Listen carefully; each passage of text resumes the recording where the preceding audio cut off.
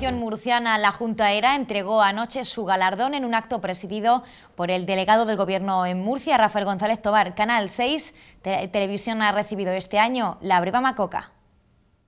Durante toda la semana se celebra la 20ª edición de la Semana de la Llengua Murciana. Este año la Breva Macoca ha sido para Canal 6, un galardón que la asociación La Junta ERA entrega cada año a personajes ilustres o instituciones involucradas con las tradiciones, costumbres y cultura popular murciana. Los trobos llenaron la sala y arrancaron los aplausos de los asistentes.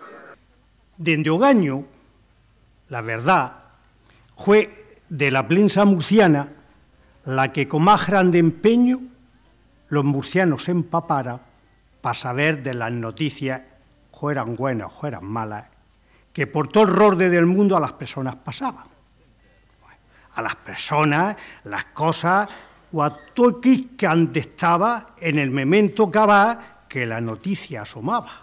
Antonio Semití, el director de esta casa, fue el encargado de recoger el premio por su implicación con las tradiciones de la región. El acto estuvo presidido por el ilustrísimo don Rafael González Tobar, delegado del Gobierno murciano. Durante el evento se hizo un homenaje al patiñero y se leyeron poemas con motivo de la celebración del Día Internacional contra la Violencia de Género. Disfruta de la tranquilidad